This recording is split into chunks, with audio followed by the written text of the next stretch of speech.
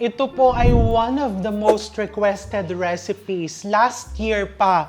So ngayon, talagang i-share ko na dahil gusto ko, this coming Christmas, makagawa tayo ng ating sariling homemade ham. Oh yes, made from scratch and magugulat ka kung ganong kadali at kung ganong ka-affordable. Kailangan lang ng konting pasensya. O, di ba? Kung nagpasensya nga tayo sa mga excess natin, di ba? Bakit hindi tayo magpapasensya ng 3 to 5 days na hintayin itong ham?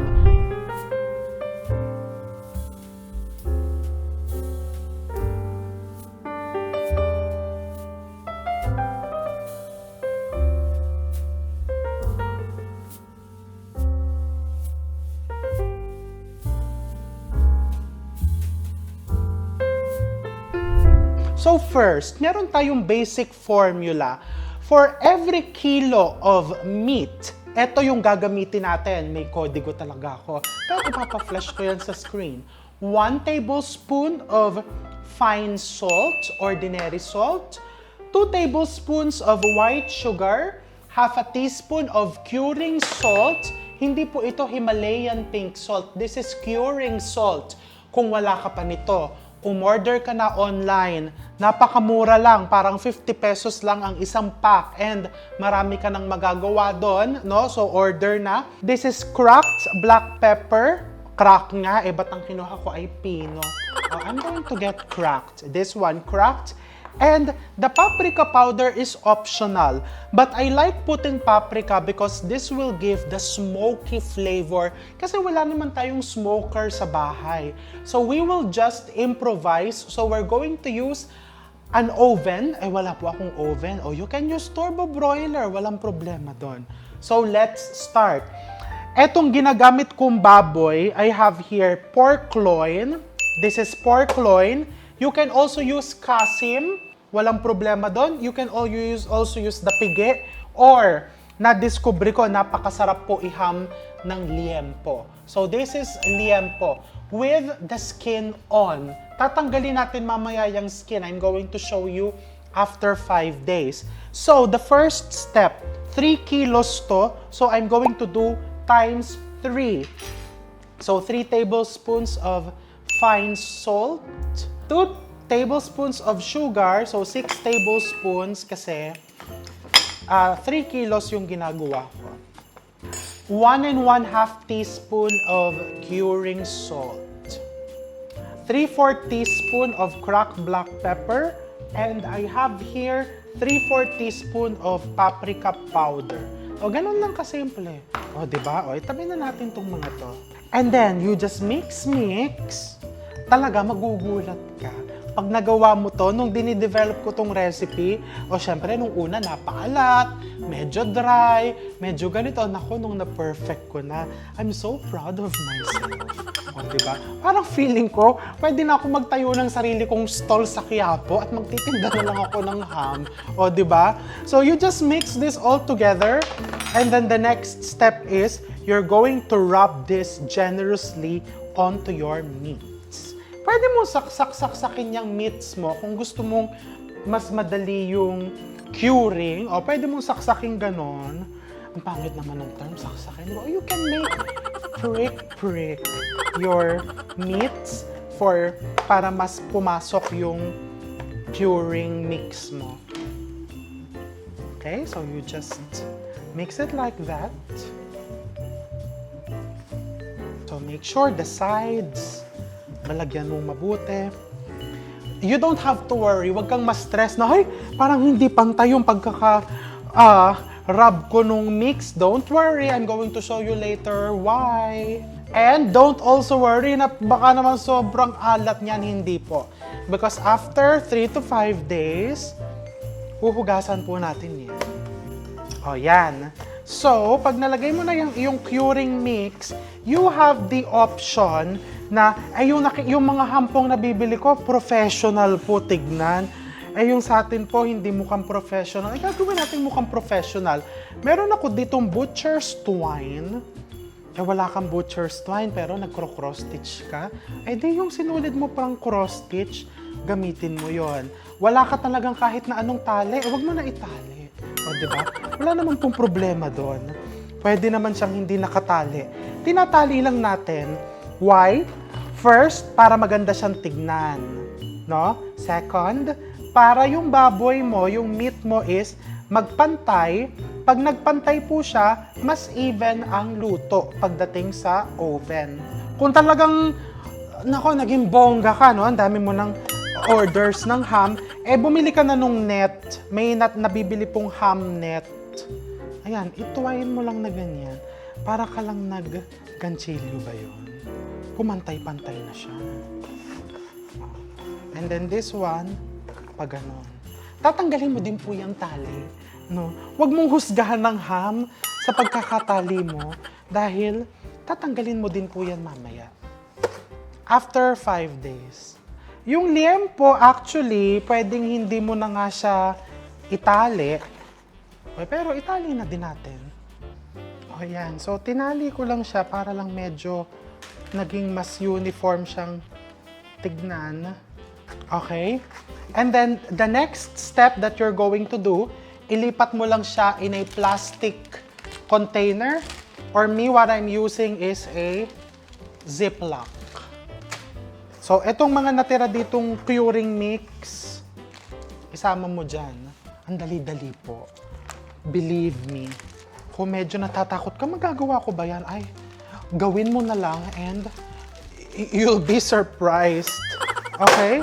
So, ibabad mo lang. I'm going to wash my hands. And then I'm going to seal this. I-seal mo lang. No? Ayan yung sinasabi ko din sa inyo. Kaya kahit hindi mo na din itali, kasi kung maliit lang naman yung ziplock mo or yung plastic na paglalagyan mo, actually it will form naman its shape. And then, ire-ref mo lang yan typically 1 day per inch. Ang pinag-uusapan po natin yung thickness ng karne. So for every inch ng lapad or thickness ng iyong meat, no, i-cure mo sa ref for 1 day. So me, naku, ayaw ka na magpaka-stress. Magro-roller-roller ka pa ba? 3 to 5 days. No? Sa ganito, pwede na ang mga 3 days, 4 days. Kung gusto mong talagang sigurado, 5 days. After 5 days, babalikan natin yan.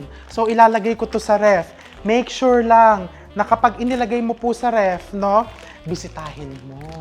O, diba? Maganda yung binibisita, kinukumusta. Kumustahin mo, medyo kung iniwan mo siyang nakaganyan, ibaliktad mong ganon everyday para natatrack mo yung days and of course, pantay yung curing ng iyong ham. Again, sa refrigerator lang po, hindi po sa freezer. You're going to cure this 3 to 5 days and then I'm going to see you after 5 days. Okay, so today, let's cook the ham. Ito yung binabad natin or we cured it for around 5 days. Etong sa akin lang, Diyos ko, lumagpas pa ng 2 days, naging 1 week or 7 days yung curing, but no problem. No, walang problema po iyon. So, binabad natin yan, ginawa natin to nung last week, nagdagdag lang ako ng isa pa, dahil dito, Diyos ko, nasarapan po sila sa liempo ham, sa bacon ham. So, the next step is, I'm going to go to the sink and babanlawan ko po ito ng thoroughly para matanggal yung excess salt. Alright, so let's rinse it thoroughly. Tubig lang po. Hugasan mo lang mabuti. Okay, kasi some people, they would say, parang sobrang alat nung ham. So, dito mo matatanggal yon. Kasi syempre, you cured it. So, just to remove the excess salt and seasoning, hugasan mo. This is the pork loin. No? So, you just rinse it thoroughly. Naku, amoy ham na siya. Actually, after curing it for a week, amoy ham na. So, balik tayo dito sa ating mga pans. I'm just getting a paper towel. You just pat dry pagkahugas mo. And then lulutuin na natin. Kung meron kang smoker, you can also use a smoker Ako, oven lang po ang gagamitin ko. Yung liempo, hindi na po natin tinalian because since hindi naman siya masyadong makapal, no, it will keep its shape during baking. Ito, iwan mo lang yung twine or yung tali, no, after baking, tsaka natin tatanggalin yan. Alright, so just pat it dry to remove the excess liquid or the excess water, and then you're going to bake it in a preheated 300 degrees Fahrenheit oven for around 1.5 hours or until the internal temperature reaches 50 degrees. No? So kung wala ka namang thermometer, nako, as usual, huwag magpaka-stress. Basta mga 1.5 hours, hindi pa po luto yan. Because after 1.5 hours, mga half-cooked yan, ang gagawin natin next is we're going to put the glaze and then we will bake it again. Para dun sa pangalawang pagbe-bake mo with the glaze, kumapit talaga yung lasa nung iyong soy honey glaze. Alright? So let's bake it in my preheated oven. Okay, so 300 degrees Fahrenheit.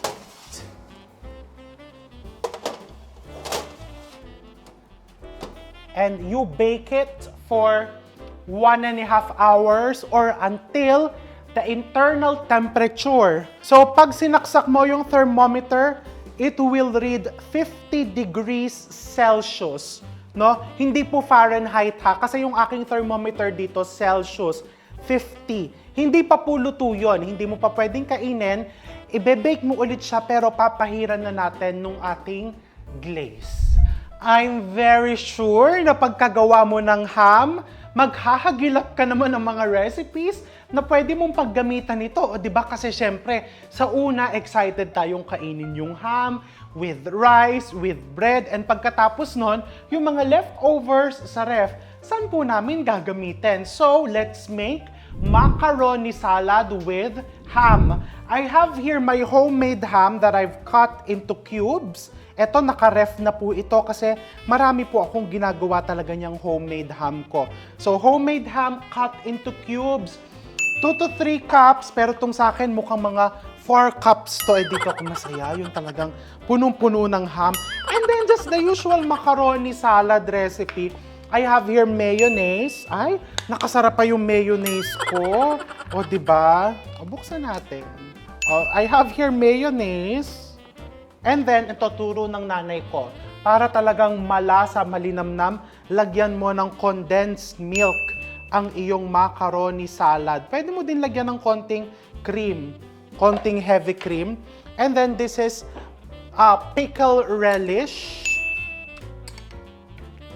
Maglalagay po ako ng sukat, pero actually kasi ito, this is one recipe that we prepare for New Year na hindi talaga kami nagsusukat. Talagang buhos lang kami ng buhos. This is chopped carrots. Pwede ka din maglagay ng celery. And then you put chopped red onions. Okay, a splash of heavy cream. Konti lang. This is optional. Pwedeng hindi mo lagyan. And then you just mix it like that. Mix mo muna and then you put your seasoning. So I'm going to put, ito yung pampalinamnam for umami. I'm going to put Kikkoman soy sauce, splash of Kikkoman soy sauce. This will also give your macaroni salad a nice color. But really, the flavor mas lumilinamnam. So Kikkoman soy sauce, you put a little bit of salt just for flavor binder and ground black pepper. Lagyan mo ng black pepper. You can also put white pepper kung ayaw mong may nakikitang buo-buong itim-itim. No? So you mix it and as I mix it, ilalagay ko na yung aking macaroni. O, diba? Ito ay macaroni salad na or ham salad na nilagyan ng konting macaroni. Make sure that the macaroni, napakuluan mo na ha, it has to be cool. You put the pineapples lastly para na-maintain mo yung chunks. Let's taste.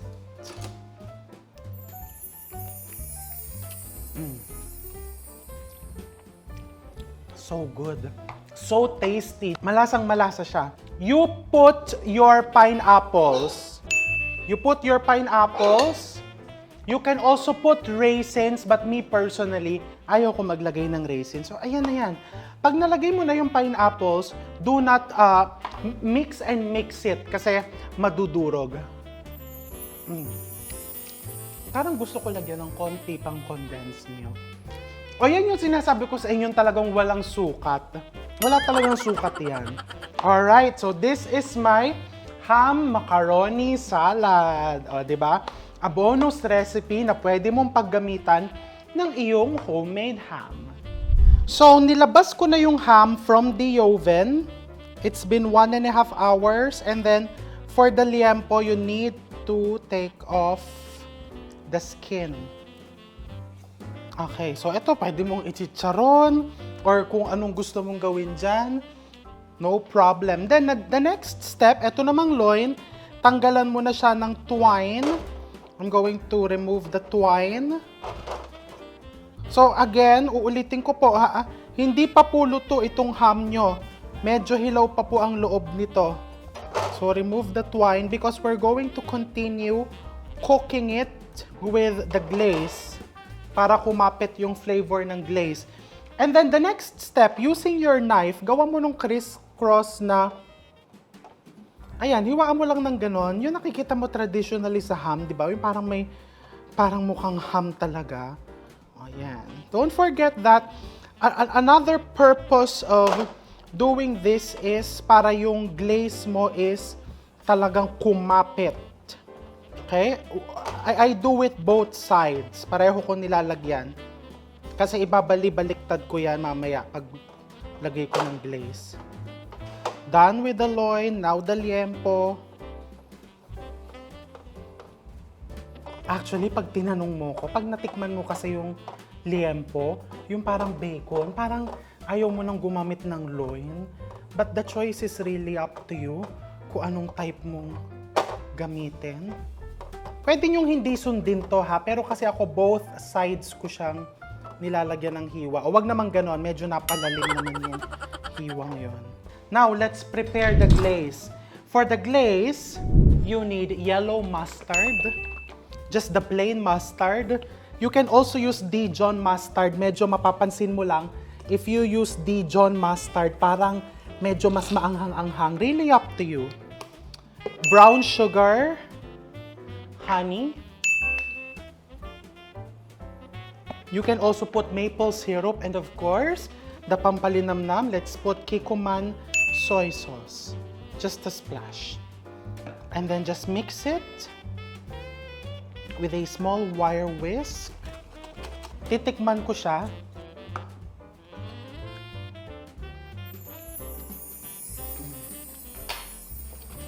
So good. This is what you're going to do. Brabrashan mo yung ham mo all over, pati sides. Medyo mainit-init po siya ha, yung ham. May choice ka naman kasing gumamit ng tong. Bakit? Kinakamay mo yan. At may choice din akong gumamit ng mas malaking pastry brush. Bakit ba talagang pinapahirapan ko sarili ko? Oh my gosh. O yan, o diba? O, so pagka naghahanap buhay ka na ng ham, o ganito na, wag mo na pahirapan ng sarili mo. At may choice din ako mabawasan ng hugasan. So dito ko na siya ilalagay. You brush it like that. And then what's going to happen here is, ibabalik natin to sa oven, no? Ganun pa din, 300 degrees Fahrenheit oven. And you're going to bake it for 20 to 30 minutes, no? 20 to 30 minutes.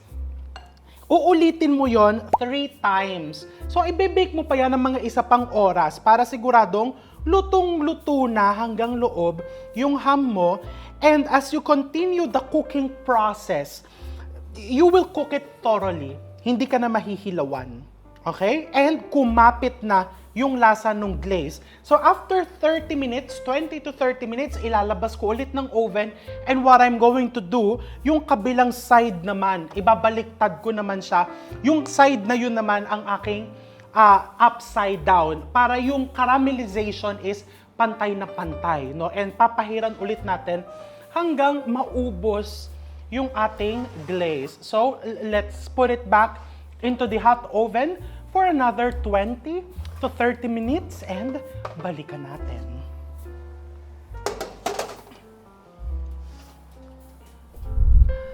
Ayan, so after cooking it in the oven for some hours, no, hanguin na natin.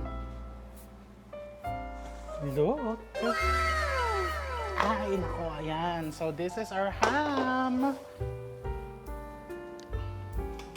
So, palamigin mo yan. Pwede mong i-caramelize pa ng konti. What do you mean by that? So, using your blowtorch, ayan. Para lang mag-caramelize pa yung labas. Pero ito, sa totoo lang, mas masarap po siya kapag pinahinga mo muna sa ref. Pero syempre, hindi naman pwedeng hindi natin titikman yan ngayon, di ba? Ayan, so pwede mo i-caramelize na ganyan. Oh, bongga, di ba? Hindi mo akalain na, nakagawa ako ng ham sa bahay. Ito mo ng loin, yung ating, slicen. Okay, let's slice this. Or you can put more brown sugar. Lagyan mo pa ng additional na brown sugar and then i-blowtorch mo. You can also do that. So let's slice. Ooh.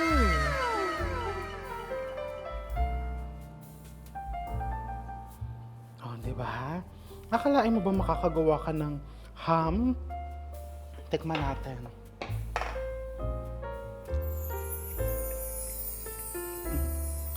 Perfectly cured. Malasang-malasa yung loob.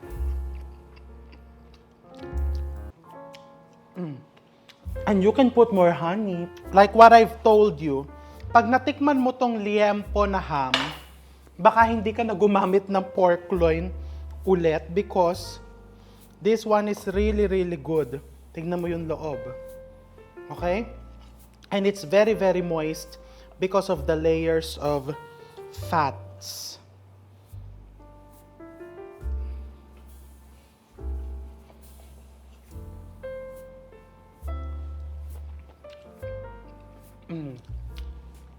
It's so good.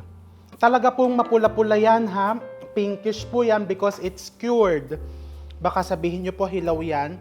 Nasa 3 hours na po sa oven yan. So tender. Pwede mong hiwain ng makapal, pero ako mas manipis lang yung type ko.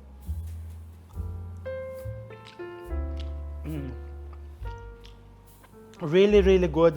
So the choice is yours, whether you want to use the loin, yan, pahid mong konti dyan, or you put some honey. Whether you want to use the liempo, me, I personally prefer to use the liempo kasi mas malasa because of the layers of fat. But of course, traditionally, pag gusto mong laman lang, you use the loin, or you can also use kasim, you can also use pige. So ano pang hinihintay mo? Gumawa ka na ng ham, ipangregalo mo, ibenta mo, or pang sariling consumption nyo lang. Enjoy your holiday cooking, and marami ka pang ibang pwedeng recipes na gawin using this ham. So, gumawa ka na ngayon. Enjoy and happy cooking!